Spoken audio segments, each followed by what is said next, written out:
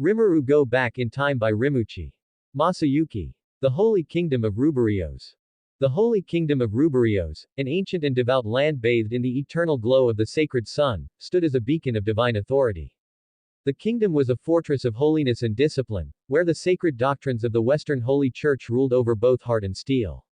Majestic cathedrals of white stone, adorned with golden engravings and towering stained glass windows, cast long shadows over the streets below, whispering the tales of saints to all who passed beneath them. The grand citadel, where the 10 great saints and the Holy Order convened, loomed over the city, a monolithic structure built to house not just faith, but war. Within its ancient walls, sacred chants echoed endlessly, carried by the voices of devoted clergy. The city streets were filled with paladins and holy knights, their armor gleaming in the sunlight as they patrolled in disciplined formations, ever prepared to smite the wicked. At the very heart of this stronghold, within the sacred halls of the Holy Assembly Chamber, the remaining 10 great saints sat in council, their expressions grim, their minds burdened by the weight of the times. Hinata Sakaguchi, the supreme leader of the Holy Church, sat at the head of a grand oval table, her sharp lavender eyes scanning the gathered saints. Leonard, Grigori, Serre, Fritz, Lytus, and Bacchus were present, their faces reflecting varying levels of concern. Leonard, the captain of the Holy Knights, was the first to speak, his deep voice echoing in the chamber. Hinata, we must discuss the strengthening of Ruburio's defenses. After everything that has happened with Tempest, the world is shifting at an unnatural pace. We cannot afford to be left unprepared. Serre, the second saint, nodded in agreement, his voice calm yet firm. The Holy Knights are strong, but compared to the monsters of Tempest, we are at a disadvantage. Their warriors are beyond human limits, and their technology is advancing at an alarming rate. Our knights must be prepared for anything. Lytus, one of the few female saints, leaned forward, her brows furrowed. And then there's the issue of Tempest itself. Despite our conflicts, our relations have been neutral at best, hostile at worst. Do we truly consider them a threat, or is Rimuru simply unpredictable? Hinata closed her eyes for a moment, tapping her fingers on the table in deep thought. Rimuru, he is unlike any other demon lord. He has no clear ambition for destruction, nor does he show outright hostility unless provoked. However, that does not mean he is harmless. We cannot forget what he did to luminaries. The room fell into a tense silence. The name of the fallen kingdom hung like a ghost over their shoulders. Bacchus, the oldest among them, sighed deeply. The issue is not just Rimuru, but the monsters under his command. His army is filled with nightmare-class beings, many of whom could easily be classified as calamities. And now, there are rumors that he has even gained the allegiance of primordial demons. Grigori, who had been quiet until now, finally spoke. We know for certain that Diablo, the black primordial, serves him. But if the rumors are true, that there are others. Hinata exhaled sharply, nodding. If those rumors are true, then we need to be more cautious than ever. Suddenly, a pressure unlike anything before swept through the chamber. It was as if the very air had been ripped apart, the divine presence of Ruburios struggling against a force so foreign, so malevolent, that the saints instinctively reached for their weapons. A wave of overwhelming malice filled the air, yet it was contained, controlled, like a predator that knew its power and saw no need to lash out. And then, a small girl appeared before them. She was no older than a child, yet her long violet hair shimmered with an unnatural glow, her deep purple eyes glinting with amusement. She wore a cute, frilly black dress, her small figure making her seem harmless, if one ignored the sheer abyssal energy radiating from her very being. You. Nice to meet ya. The girl grinned, waving playfully. I'm Ultima. Rimuru-sama sent me here. The saints froze. Leonard narrowed his eyes. A demon. Hinata, gripping her sword, took a single step forward. So, Ultima, why did Rimuru send you here? Ultima tilted her head, her grin widening. Oh, that's right. Rimuru-sama gave me permission to tell ya, if needed. She giggled. I'm not just any demon, you know. A pause. Then, I'm a primordial demon. The purple primordial, to be exact. The room fell into absolute silence. Leonard's grip tightened on his sword. Fritz, Bacchus, and Serre exchanged shocked glances. Lytus, the only other woman present, paled slightly, her eyes darting between Ultima and Hinata. The saints already knew that Primordial Black, Diablo, was under Rimuru's command. They also suspected that the Blue Primordial was with him as well. But now, Ultima had confirmed it. 6 out of the 7 primordial demons now followed Rimuru Tempest. The implications were terrifying. Hinata forced herself to remain calm. Why did Rimuru send you here? Ultima giggled, flipping her hair. Oh, right, the message. Here ya go. She tossed a sealed envelope onto the table. Hinata grabbed it, swiftly breaking the seal and unfolding the letter. Her eye twitched violently as she read the contents. Yo, Hinata. I know this is a bit sudden, but I'm holding a grand festival. Why? Well, I'm gonna be a dad. Oh, and guess what? Shizu is pregnant. She's gonna be the mother. I'd like you to come to the Descendant Festival. If it's possible, bring your friends. Subordinates. What were they called again? Oh right, the 10 Great Saints. See you in Tempest. Rimuru. Silence. Then, what? Hinata's face turned red, not from embarrassment, but pure rage. The room shuddered as she gripped the letter so tightly it nearly crumpled in her hands. Fritz, seeing her expression, joked nervously, did she just see Demon Lord Rimuru, naked or something? Lightus smacked him. Don't say such things. Sare sighed, turning back to Hinata. Jokes aside, what exactly did you read that made you so angry? Hinata slammed the letter on the table and shouted. That damn Rimuru. I'll kill you. What did you do to Shizuesensei? The saints stared in shock, utterly confused and horrified. Before anyone could process what had just happened, Hinata snapped her fingers, her burning rage shaking the air. Get ready. We are going to Tempest. This time, we kill Rimuru Tempest. Understand? The room erupted into chaos. Wait, kill him. What did he even do? Are you sure that's a good idea? Ultima, still floating near the door, grinned mischievously. Well, my job's done. Bye-bye. With that, she vanished, leaving the saints in utter pandemonium. The Kingdom of Falmouth. The Kingdom of Falmouth, once a corrupted nation ruled by greedy nobles, had changed significantly under Yume's reign. The imposing castle at the heart of the capital still stood tall, with its white stone walls and towering spires piercing the sky.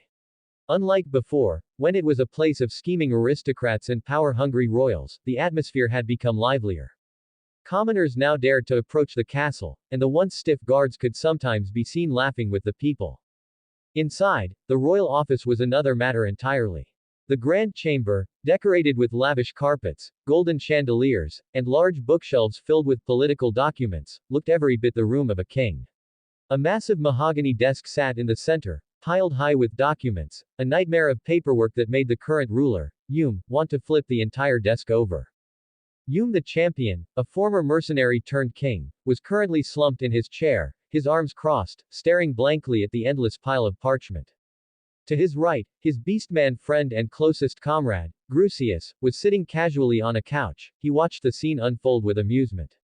To Yume's left, a young boy with sharp, noble features and golden hair, Edgar, was standing with an exasperated sigh. At 14 years old, Edgar was technically the rightful prince of Falmouth, being the son of the late King Edmaris, but he had chosen to help Yume instead of taking back the throne. And right now, he regretted everything. Your Majesty, Edgar began, rubbing his temples.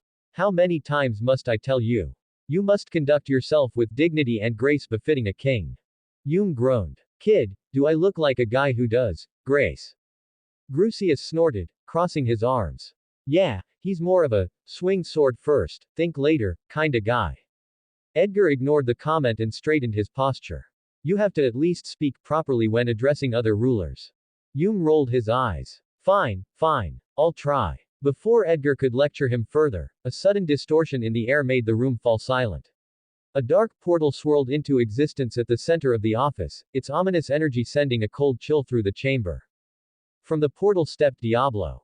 Dressed in his usual elegant black suit, the primordial demon radiated a terrifying yet refined aura. His golden eyes gleamed mischievously as he took a step forward, his long coat flowing behind him. The moment he arrived, Edgar instinctively stiffened, his hands curling into fists. He had heard countless stories about Diablo, about how he was one of the oldest and strongest demons, feared even by other demon lords. And yet, Diablo's smile was strangely polite. It is a pleasure to see you again, Your Majesty Yume, Diablo greeted smoothly, his voice silky yet powerful. And of course, young Edgar, I trust you are doing well. Edgar hesitated but eventually gave a slow nod. I am. Thank you for asking, Lord Diablo. Diablo chuckled. No need for such formalities. I am merely a humble servant of my magnificent master, Rimuru-sama. Yume grinned, leaning forward. So, what brings you here, Diablo? Edgar immediately clicked his tongue and nudged Yume's arm. That is not how a king speaks. Try again. Yume groaned but cleared his throat, sitting up straight. Ahem. Lord Diablo, what business do you bring upon this kingdom on this fine day? Grucius burst out laughing. PFF'd. You sound like a drunk noble trying to flirt. Diablo smiled at the exchange but didn't comment on it. Instead, he pulled out a sealed letter and handed it to Edgar. My magnificent master has sent you an invitation. Edgar carefully broke the seal and unfolded the parchment. He cleared his throat and began reading aloud. Rimuru's invitation. Hey bros Yume, Grucius. How are y'all? Swimming in paperwork. I know your pain, buddy. I went through that once. Anyway, I'm throwing a big festival in Tempest, and you guys are invited. Why? Because I'm gonna be a dad soon. The room fell into silence. Yume and Grucius blinked. Then, in perfect unison, they shouted. You damn demon lord, it better be not MYURRN. Edgar, startled, flinched but continued reading. Now you're panicking, wondering WHO the mother is, right. Well, bam bam bam bam. Drumroll please. It's not MYURRN. Yay. But hey, she'll be someday. So yeah, come to Tempest. Bye. Edgar slammed the letter shut, his face burning with embarrassment. Does he always write like this? Yume and Grucius shared a look. Quote. He better watch his back, Yume muttered. Grucius smirked. Yeah, I might just steal Myorn back. Excuse me. Diablo's calm voice cut through the room like a knife. His eyes gleamed with an unsettling intensity. You dare to think of taking something that belongs to my magnificent master. Yume and Grucius immediately raised their hands in surrender. We're joking. Joking. Diablo smirked, clearly satisfied with their reaction. He straightened his posture and dusted off his coat. My business here is complete. I must return to my master immediately. With that, he took a graceful bow, and before anyone could say another word, he vanished into a portal. The room was dead silent for a few moments. Then Yume let out a long sigh. Quote. That guy creeps me out sometimes. Grucius chuckled, stretching his arms. Yeah, but you gotta admit, he's devoted. I mean, if someone even says something slightly disrespectful about Rimuru, he looks ready to start a war. Edgar sighed, rubbing his temples. I still don't understand why Lord Rimuru writes like that. He's a demon lord. Yume shrugged. That's just how he is. Grucius grinned. Yeah, and I wouldn't have it any other way. The three shared a laugh, already mentally preparing for whatever madness awaited them at the upcoming festival. Meanwhile, a dense, ancient forest stretched for miles, its towering trees forming a natural canopy that blocked most of the sunlight, casting everything below in an eerie twilight. Thick vines coiled around the trunks like constricting serpents, and the air was filled with the scent of damp earth and the distant cries of unseen creatures. Leaves rustled gently as a cool breeze wove through the undergrowth, making the shadows dance ominously. Despite the forest's beauty, an overwhelming sense of unease lingered, as if unseen eyes were constantly watching from the depths of the wilderness. Amidst the towering trees and dense foliage, a group of 18 figures made their way along a winding dirt path. At the front of the group walked 4 individuals, each with an air of confidence, though one among them exuded an unmistakable sense of dread. Following closely behind them were 14 elf women, their expressions ranging from nervous to hopeful. These elves had been rescued from captivity by Masayuki's team and were now being escorted to Tempest, a place they had been promised would provide them a safe haven. Masayuki, a young man with messy blonde hair and striking blue eyes, moved forward with reluctant steps. Despite being heralded as the legendary hero, Lightspeed Masayuki, he knew the truth. He had no real combat abilities, no grand power to match his title. The only reason for his reputation was his unique skill, Chosen One, which manipulated fate itself, making everything he did appear heroic in the eyes of those around him. And now, that very skill had led him into the worst possible situation. Why? Why do things always turn out like this? Masayuki thought, his expression perfectly composed despite the sheer terror screaming inside his mind. I don't want to go to Tempest. Rimuru Tempest, he's the strongest demon lord. People say he's stronger than all the others combined. Some even say he's a true dragon. What the hell is a true dragon? It sounds dangerous. I don't even want to find out. Unfortunately, his team was far too enthusiastic about their mission. Jinrai, a crank adventurer with a muscular build, grinned as he walked beside Masayuki. Man, this is gonna be great. We're finally gonna take down that so-called demon lord Rimuru. The guy's probably just some overgrown lizard with a bad attitude. Bernie, a mage with short red hair, laughed. Yeah, all these rumors about him being some sort of godlike being. Total nonsense. I bet Masayuki will take him down in one hit. Jiwoo, the team's elementalist, scoffed. Honestly, the fact that people worship him is disgusting. And have you heard the rumors? Supposedly, he has more than 11 fiancés. No way they actually love him, it's obvious they're being forced into it. Masayuki's eye twitched. Oh, no. No, no, no. This is bad. This is so bad. Why are they saying this out loud? Bernie smirked. After we take him down, those poor women will finally be free. Who knows? Maybe they'll fall for us instead. Jinrai burst into laughter. I like the way you think, Bernie. Masayuki wanted to die. Right here, right now. Preferably before he had to meet Rimuru. They're going to get me killed. They're actually going to get me killed. He wanted to correct them, tell them to shut up, but every time he opened his mouth, his unique skill twisted his words into something else entirely. Don't worry, Masayuki said with a dazzling smile, I'll handle Rimuru myself. No. That's not what I meant. The elf women, who had been listening in silence, suddenly looked deeply concerned. One of them hesitated before stepping forward. Sir Masayuki, is it true that you intend to fight the demon lord Rimuru? Masayuki's heart nearly stopped. If you kill him, then we'll lose our chance to live in Tempest, another elf added anxiously. We were promised a home there, a safe place for us to rebuild our lives. If demon lord Rimuru dies, won't that be taken away? Masayuki quickly shook his head.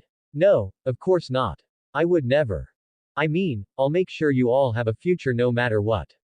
He declared confidently. The elf women sighed in relief, misunderstanding his true meaning. Masayuki groaned internally. This skill is going to get me killed. I swear, it's going to get me killed. Just as he was drowning in his own misery, a deep, guttural growl echoed through the forest. The entire group froze as a massive, bear-like monster emerged from the underbrush. Standing nearly 4 meters tall, its thick, matted fur bristled with rage, and its fangs gleamed in the dim light.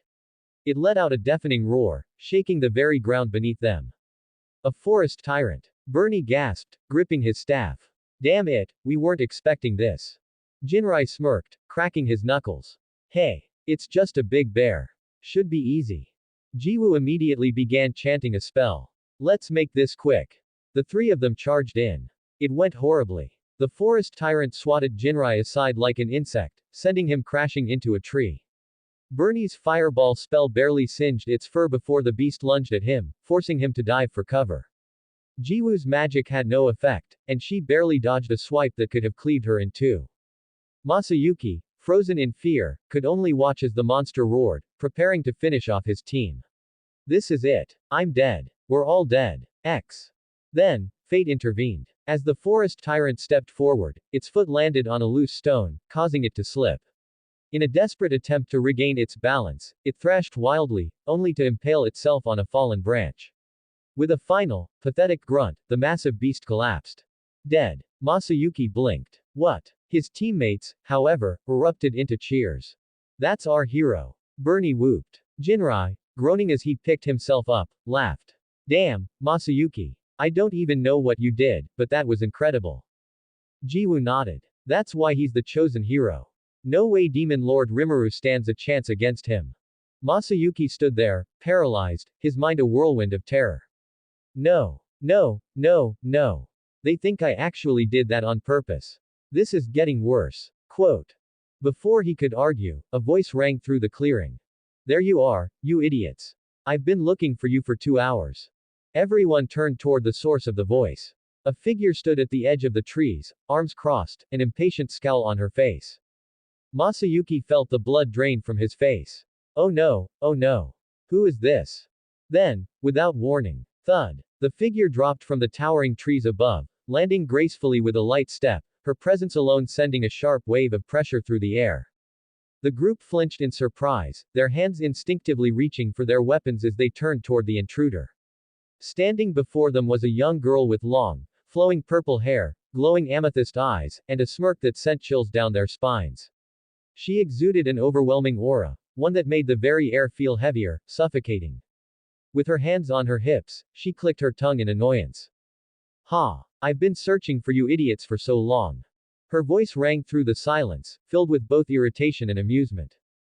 Masayuki's heart nearly stopped. His throat went dry as cold sweat trickled down his back. His instincts screamed at him, warning him of absolute danger. One of his party members, Jinrai, furrowed his brows and took a step forward. Who the hell are you? The woman, Ultima, tilted her head, her sharp eyes narrowing slightly. You don't know. She chuckled darkly before crossing her arms.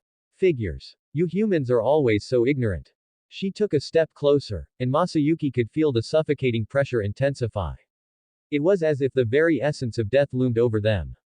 I am Ultima, one of the primordial demons, the purple primordial, and the subordinate of Demon Lord Rimuru-sama. Silence. A deafening, overwhelming silence. Jinrai, Bernie, and Jiwoo froze, their bodies stiffening like statues. The elf women gasped audibly, their faces turning pale. Masayuki. Masayuki couldn't breathe. His mind was in absolute turmoil. Primordial. Demon. The words echoed repeatedly in his head, each repetition making his legs feel weaker. He had heard of primordial demons before, legendary beings, older than time itself, creatures that even demon lords feared. They were not just mere demons, they were the origins of Demonkind, embodiments of destruction and chaos. There were 7 of them. And standing right in front of them was one of those 7 nightmares. Why? Why was a being like this here? He wanted to run. He wanted to turn around and pretend he never saw her. But his body refused to move. The team, however, reacted differently. Ha! So what? Just another arrogant demon, Jiwoo scoffed, drawing his sword. You think we're scared of you? Bernie laughed. We've fought demons before. You're just some fancy noble one, right? Jinrai cracked his knuckles. I don't care if you're a primordial. You're still just a demon at the end of the day. Masayuki's eyes widened in absolute horror. No. No, no, no. Before he could warn them, Ultima moved. FWOOSH. In an instant, she was in front of them. Before they could even process what had happened. Bang! Ultima kicked Jiwoo in the stomach so hard that he was sent flying several meters back, crashing into a tree with a sickening crack. Bam! She delivered a swift punch to Bernie's gut, making him gasp in pain as he collapsed to his knees, coughing violently. Crack! Jinrai tried to counterattack, but Ultima grabbed his wrist and twisted it in one effortless motion, forcing him down as he let out a painful grunt. And just like that, 3 heroic warriors were completely subdued in seconds. Masayuki could only watch, horrified. His legs trembled. His body screamed at him to run, to flee. But he couldn't. Not because he was stronger. But because he was utterly, completely paralyzed with fear. Ultima turned her gaze to him, her piercing purple eyes locking onto his frozen form. She smirked. You're not attacking. Smart, she teased. Looks like you at least understand what a primordial demon means. Masayuki swallowed hard, his mouth dry as sand. Ultima then reached into her coat and pulled out a neatly folded letter. She casually tossed it to him. Here. Read it. Masayuki barely managed to catch it with his shaking hands. His heart was pounding so loudly in his ears that he could barely focus. He hesitantly unfolded the paper and began reading. Rimuru's invitation. Hey, Masayuki Hanju. I'm Demon Lord Rimuru Tempest. I know you're probably confused, shocked, and scared, but don't worry, you'll be fine. I'm not going to kill you. Yeah, and you can't kill me either. That aside, I know about your unique skill, Chosen One. Just to be clear, your skill won't work on anyone in Tempest. So be careful, and try to control your team's mouths. If not, well, I don't know myself whether you'll live another day or not. Anyway, I'm inviting you to my nation. I'm holding a festival. The reason? I'm going to be a father. I need a few things from you that might help both Tempest and yourself, so think about it. Tell me your answer when you arrive. That's all for now. See you in Tempest. Rimuru. Masayuki's hands shook violently as he folded the letter and quickly stuffed it into his bag, not wanting anyone to take it from him. His thoughts were spiraling. Demon Lord Rimuru knows about my skill. My skill won't work in Tempest. He's going to be a father. What the hell is going on? He clenched his teeth. He had to go. There was no choice. Ultima raised an eyebrow. So, dude, you coming? Masayuki hesitated for only a second before nodding. Yeah, he muttered. Ultima grinned. Good. Then I'm off. And just like that, she vanished. The moment she disappeared, the tension in the air finally lifted. Jinrai, Bernie, and Jiwoo groaned in pain, still lying on the ground. Bernie coughed. TCH, damn demon. Jinrai spat to the side. She just got lucky. Masayuki's eye twitched. Lucky. She folded you all like paper. He wanted to scream, but instead, he forced himself to stay silent. The elf women, who had been watching in horrified silence, finally spoke. That was a primordial demon, one whispered. Another elf clutched her chest. And she serves Demon Lord Rimuru. Masayuki took a deep breath. He knew one thing for sure now. Rimuru Tempest was not someone to be taken lightly. He was terrifying. And yet, he had invited him. Masayuki clenched his fists. I have to survive this, somehow.